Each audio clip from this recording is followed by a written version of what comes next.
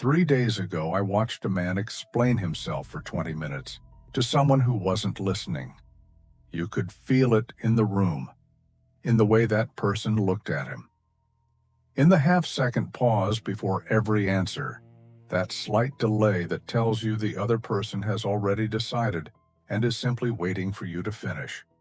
And for 20 minutes, this man kept going. He justified his decisions. He softened his tone.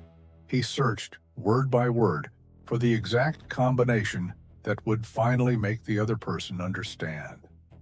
And the entire time, the person across from him was doing one thing: waiting for him to stop. That image stuck with me. Not because it was unusual, because I've seen it everywhere, in offices, in relationships, in the way men apologize for taking up space in rooms they have every right to be in. And here's the part no one says out loud. I have been that man. Maybe you have too. Right now, there are two versions of you. The first explains, apologizes, tolerates, waits to be chosen, noticed, respected. He bends himself into whatever shape the room requires and then wonders why no one takes him seriously. The second version doesn't explain, doesn't wait, doesn't bend.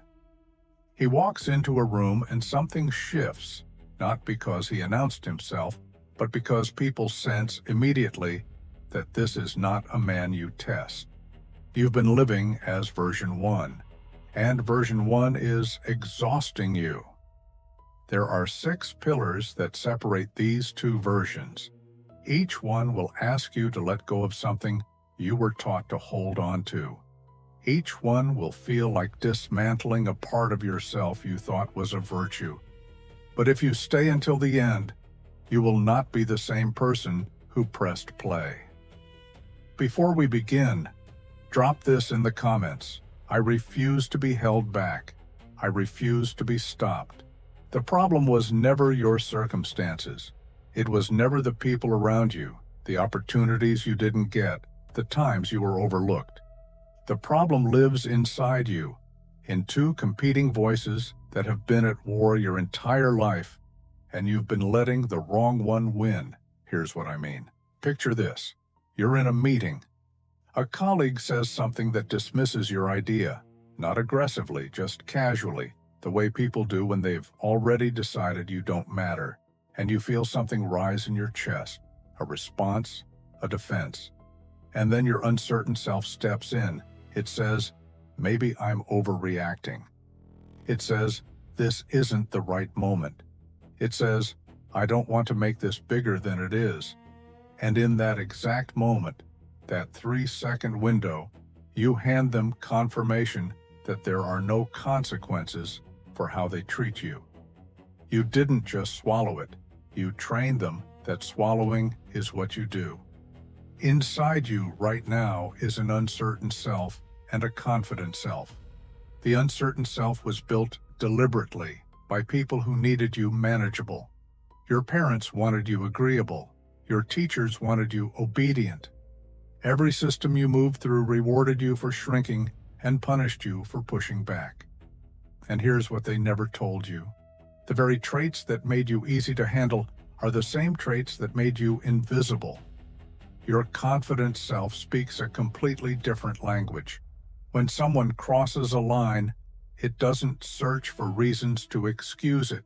It registers what happened, files it, and responds, not emotionally, not impulsively, with the quiet authority of someone who knows exactly where his line is and has no interest in explaining why it exists. Machiavelli understood this when he wrote that he who is not master of himself will always be a servant to others. He wasn't talking about controlling other people. He was talking about this war between these two voices and which one you choose to feed in the moments that feel too small to matter. Because those moments are the only moments that matter. They are where your character is decided before the world ever gets to test it. The transformation doesn't require a dramatic confrontation. It requires something harder than that. It requires you to pause in the exact moment when your uncertain self reaches for the old response and choose differently. Once, then again after that, until the new choice becomes the only one that feels natural. The uncertain self is not going to disappear quietly. It will remind you of everyone who might be uncomfortable with the new version of you. But here's what it won't be able to show you: who you become when you stop letting it make the decisions. Most men's minds are open fields.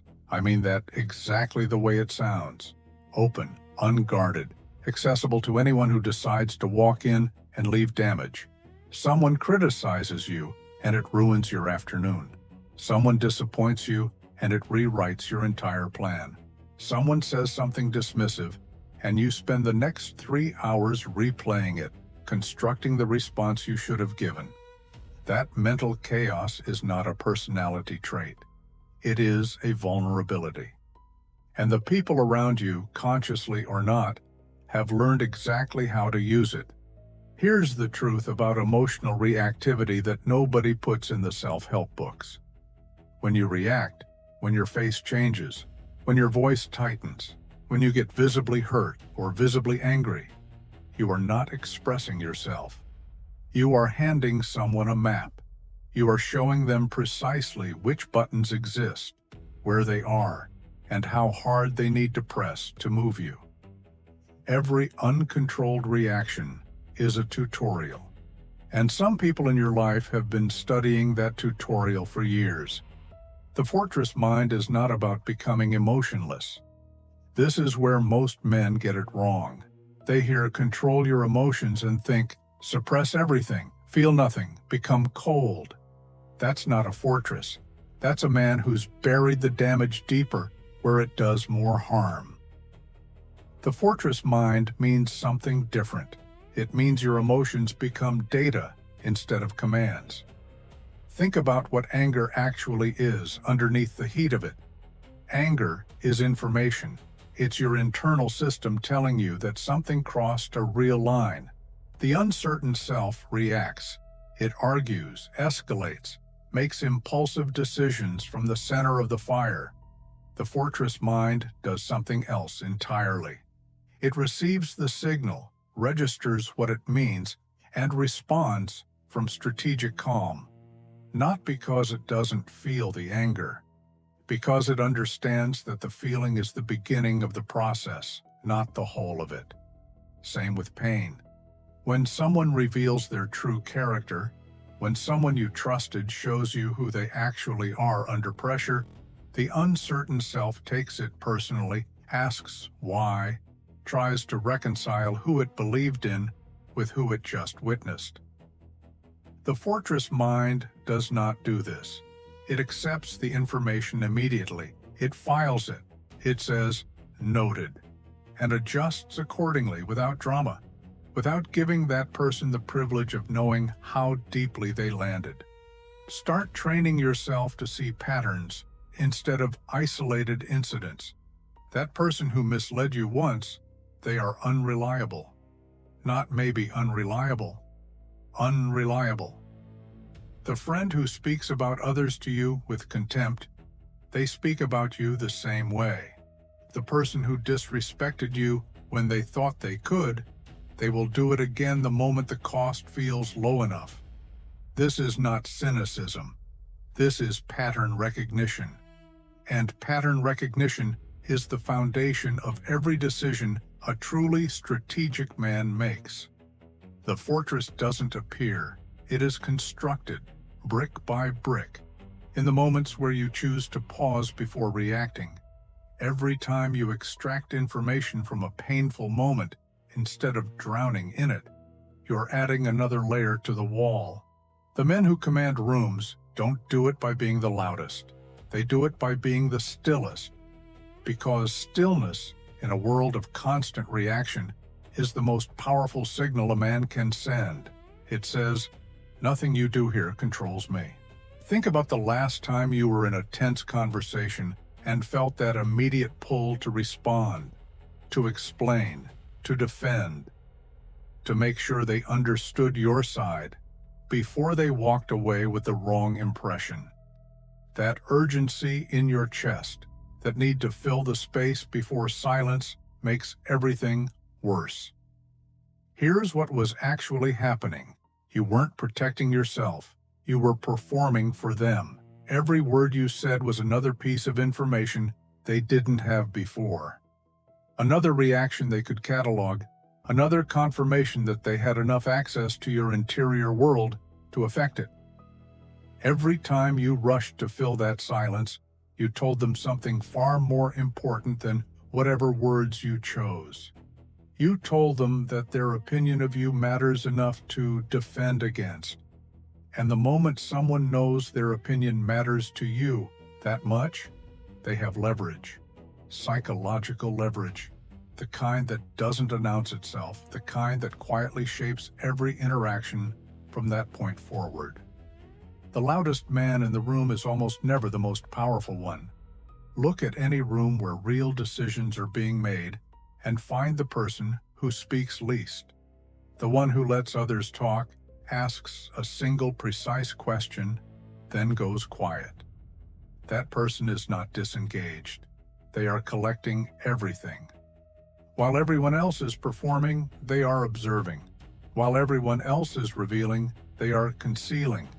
And when they finally speak, the entire room shifts to listen, because silence, practiced with discipline, transforms your words from noise into weight.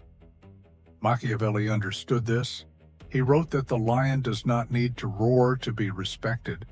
The man who argues back when challenged is telling you he needs you to know he's strong. The man who stays composed, who meets provocation with stillness, who responds to pressure with a calm that feels almost unsettling, that man doesn't need to tell you anything. His silence already told you everything you need to know. Here's the psychological mechanism underneath this. When you go silent in a moment where someone expected a reaction, you create a vacuum. And people are compelled to fill vacuums. They start talking more, explaining themselves, justifying. And in that process, they reveal. Their insecurities surface. Their real motives become visible.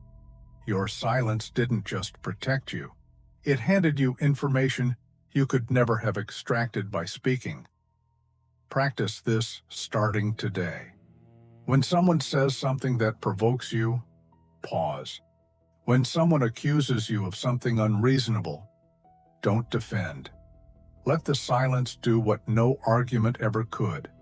When someone tries to pull you into drama, remove yourself. Quietly, without announcement, without explanation. Watch what happens. The person who relied on your reaction suddenly has nothing to work with.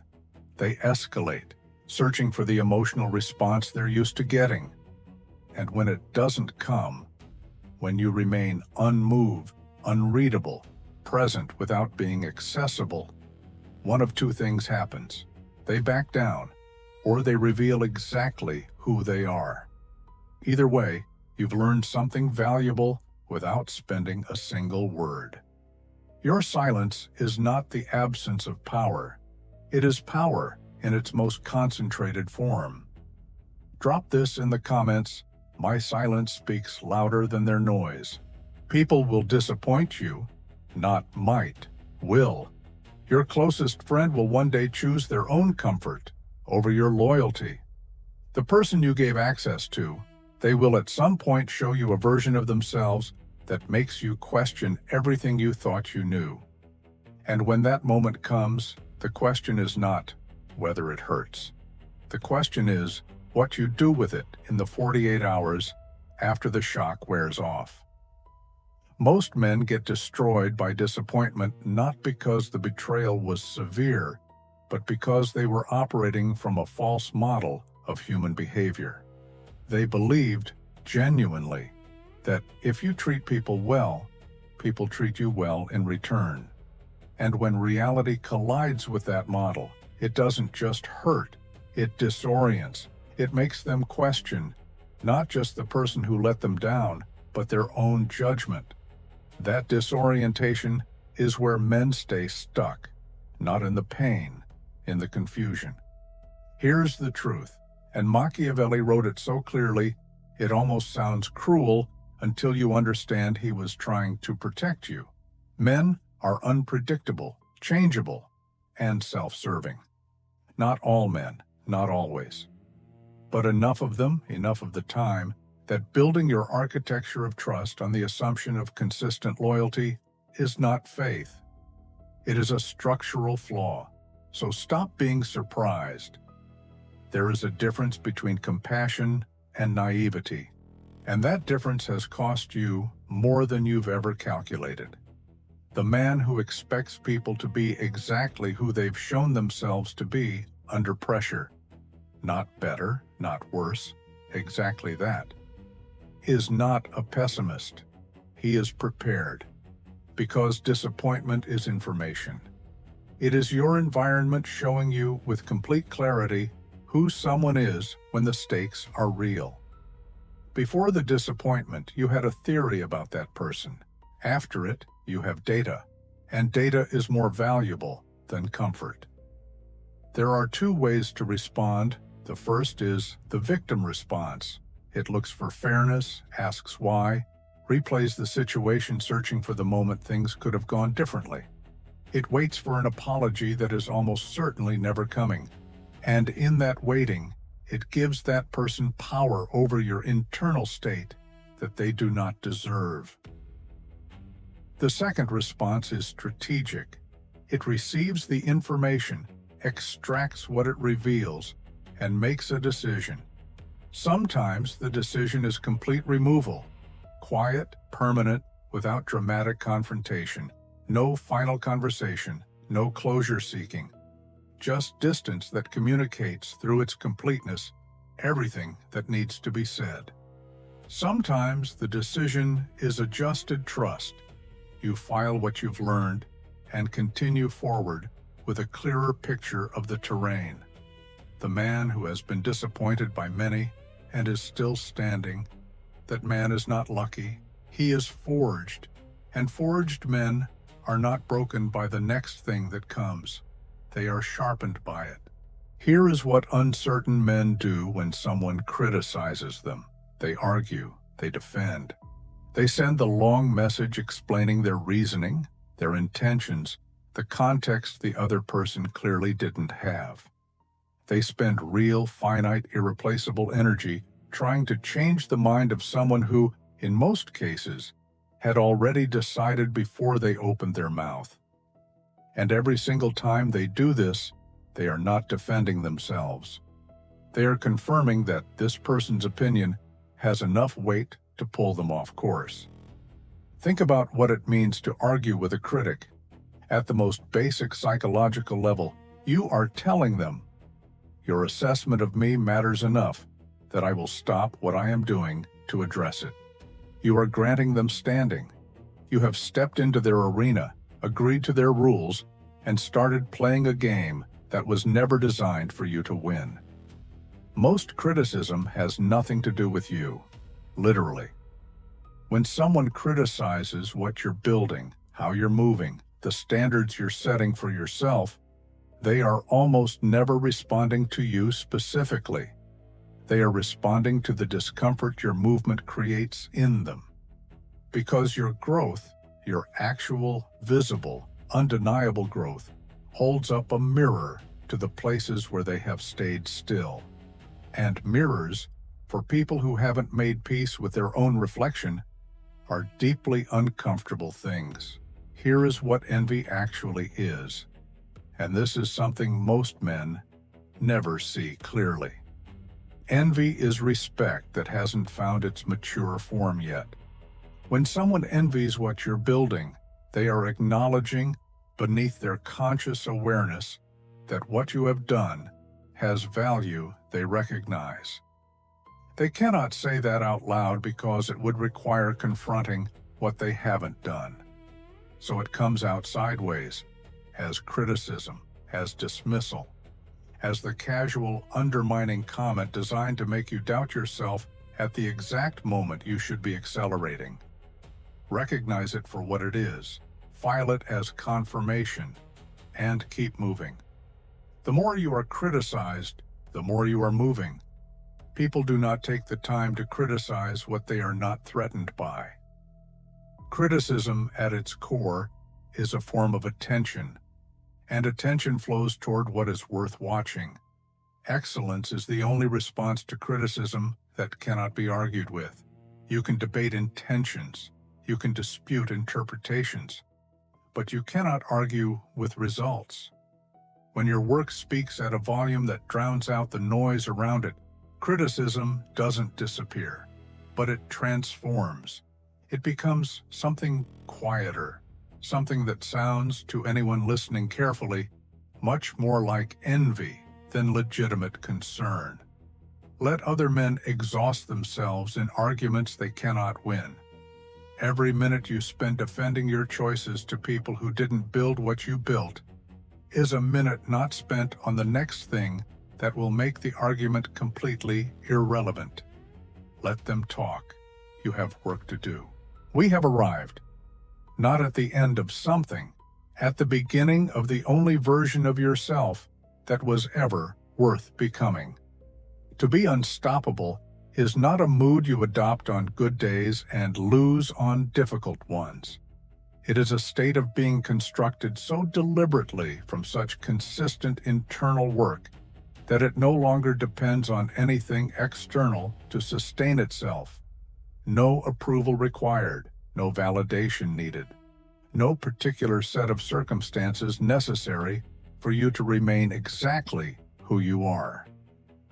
You become, in the most literal sense, independent of the conditions around you. Here's what they never tell you about this stage. It is not loud. The men who have actually reached it do not announce it. They do not perform it.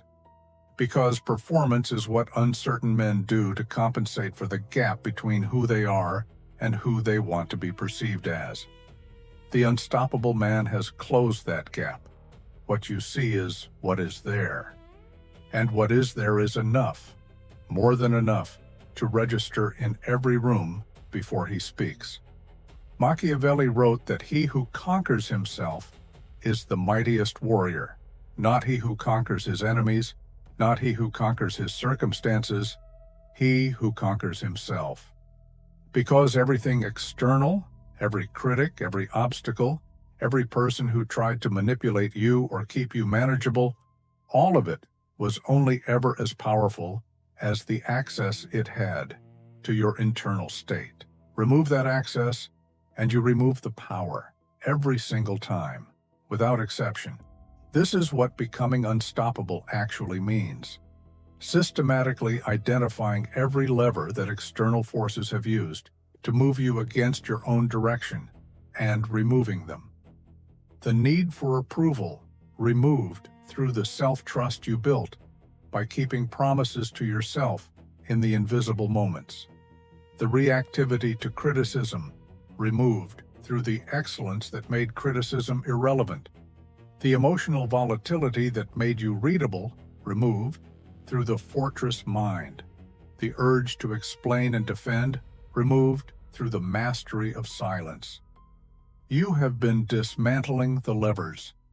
This is the pillar where you recognize they are gone. And here's what happens when the levers are gone. People who relied on them, who built their entire approach to you around knowing how to affect you, suddenly find themselves with nothing to work with. They escalate. They try a different angle.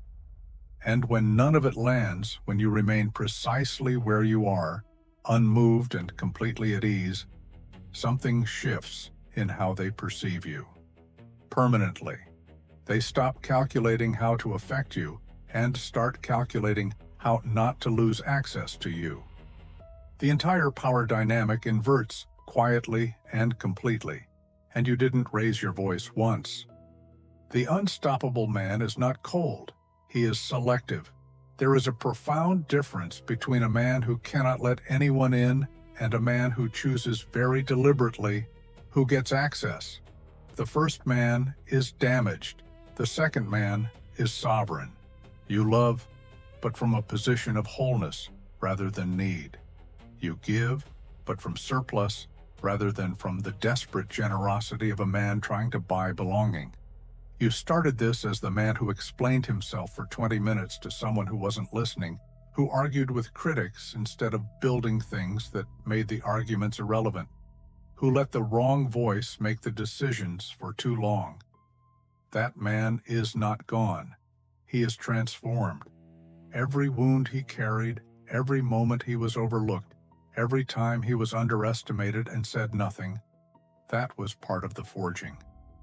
You do not erase that history, you carry it differently, not as shame, as evidence. Evidence that you have already survived the thing that breaks most men. And you are still here, still building, still becoming more precise with every version of the challenge that comes next. You are not the man who bends to be convenient. You are not the man who explains himself to people who have not earned the explanation. You are not the man who waits to be chosen. You are already unstoppable. If this conversation changed something in you, if something shifted while you were watching, hit the like button, share this with someone who needs to hear it, and subscribe to this channel. We go deeper than this every single week. Drop this in the comments. I am unstoppable now.